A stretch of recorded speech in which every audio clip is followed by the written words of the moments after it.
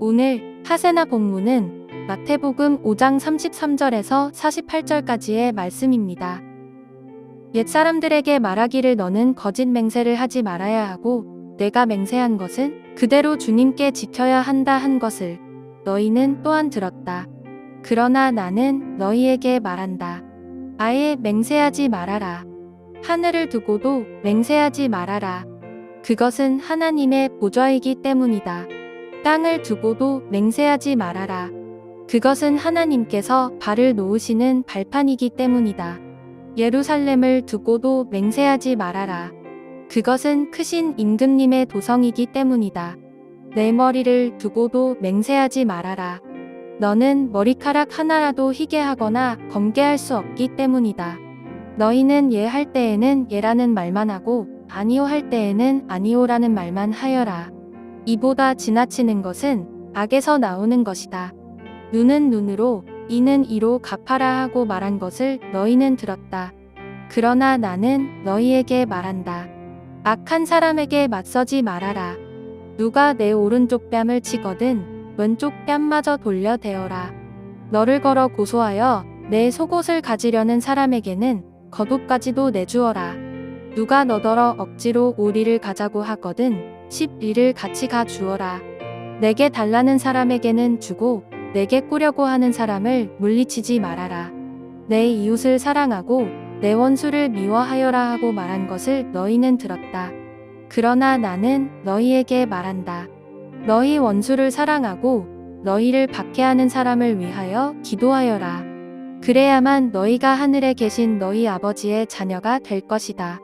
아버지께서는 악한 사람에게나 선한 사람에게나 똑같이 해를 떠오르게 하시고 의로운 사람에게나 불의한 사람에게나 똑같이 비를 내려주신다. 너희를 사랑하는 사람만 너희가 사랑하면 무슨 상을 받겠느냐? 세리도 그만큼은 하지 않느냐? 또 너희가 너희 형제 자매들에게만 인사를 하면서 지내면 남보다 나을 것이 무엇이냐? 이방 사람들도 그만큼은 하지 않느냐? 그러므로 하늘에 계신 너희 아버지께서 완전하신 것 같이 너희도 완전하여라. 할렐루야. 오늘도 우리에게 말씀을 허락하여 주신 주님을 찬양합니다. 오늘도 진리의 말씀을 통해 우리의 삶을 변화시켜 주시고 회복시켜 주실 뿐만 아니라 예수 그리스도의 온전한 제자로서의 삶을 살도록 우리의 삶을 인도하여 주실 줄 믿습니다.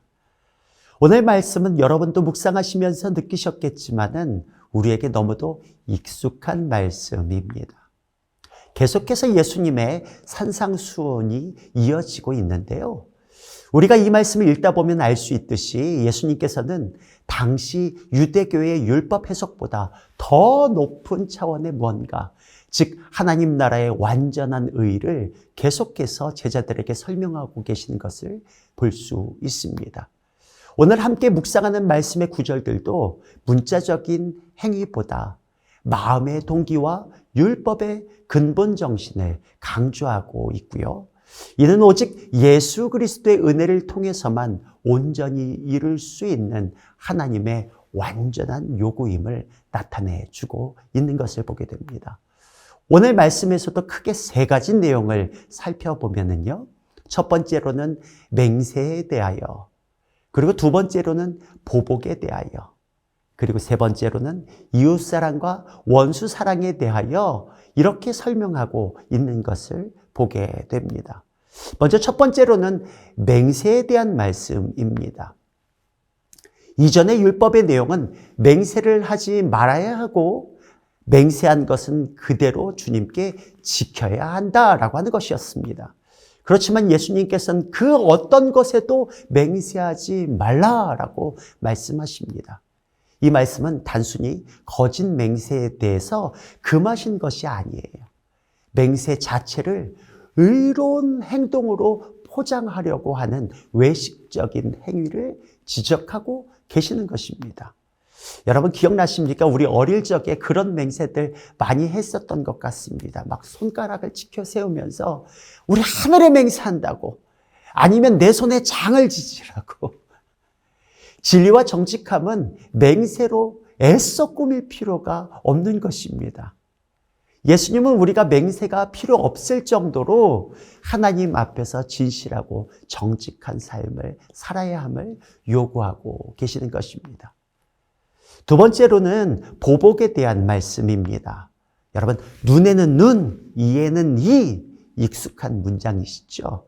이것은 탈리오 법칙입니다. 눈에는 눈, 이에는 이처럼 피해자가 입은 해와 같은 정도의 손해를 가해자에게 가하는 보복의 원칙으로 함무라비 법전에 명시되어 있습니다. 이러한 탈리오 법칙은 무자비한 복수를 제한하는 공의의 법이기는 하지만 예수님은 그 이상을 요구하고 계시는 것을 볼 수 있죠. 복수를 포기하고 오히려 적극적인 사랑과 희생을 실천하라고 말씀하고 있는 것입니다. 이 말씀은 하나님 나라 하나님 백성으로서의 삶의 차원을 보여주고 있는 것입니다. 결코 세상에서는 상상도 할 수 없는 모습이라고 하는 것이죠. 세상의 폭력의 수동적인 순응이 아니라 주도적인 사랑과 인내로 맞서도록 예수님은 우리에게 요구하고 계시는 것입니다. 그리고 이런 모습을 직접 예수님께서는 십자가에서 완전하게 우리에게 나타내 보여주셨던 것입니다. 마지막으로 이웃사랑과 원수사랑에 대한 말씀입니다. 43절에 내 이웃을 사랑하고 내 원수를 미워하여라 하고 말한 것을 너희들은 들었다. 이렇게 말씀하고 있죠. 구약에서 이웃사랑에 대한 가르침은 나타나 있지만 원수를 미워하라 라고 하는 이 말은요, 유대인의 전통 가운데서 왜곡된 해석으로 보는 견해가 큽니다. 그럼에도 불구하고 유대인들은 율법인 것처럼 그렇게 살아가는 것이 마땅한 듯 그렇게 행해 왔었던 것입니다. 오늘 말씀에서 예수님은 이웃사랑의 범위를 자신을 사랑하는 사람이나 유대인에게만 국한시키지 않으시고 자신을 박해하는 사람, 원수까지도 사랑하도록 확대하고 계시는 것을 볼 수 있습니다. 그러면서 46절에 너희를 사랑하는 사람만 너희가 사랑한다면 무슨 상을 받겠느냐? 세리도 그만큼은 하지 않느냐? 이렇게 반문하고 계시는 것을 보게 되죠.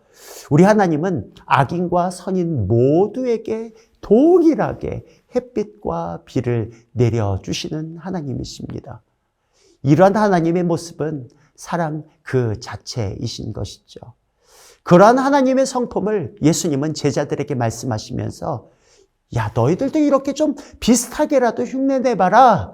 이렇게 하지 않으십니다. 하늘에 계신 너희 아버지께서 완전하신 것처럼 너희로 완전하여라. 이렇게 말씀하시는 것을 보게 되죠. 오늘 이 말씀을 통해 우리는 이러한 삶을 우리가 살 수 없는 자들인 것을 뼈저리게 느낄 수밖에 없는 것입니다. 그럼에도 불구하고 왜 우리에게 예수님은 이러한 요구를 하고 계실까요? 그것은 이 완벽한 기준 앞에서 나의 죄인됨을 인정하고 오히려 오직 예수 그리스도의 십자가와 성령 하나님의 도우심을 겸손히 구하며 살도록 우리를 초청하고 계신 줄 믿습니다.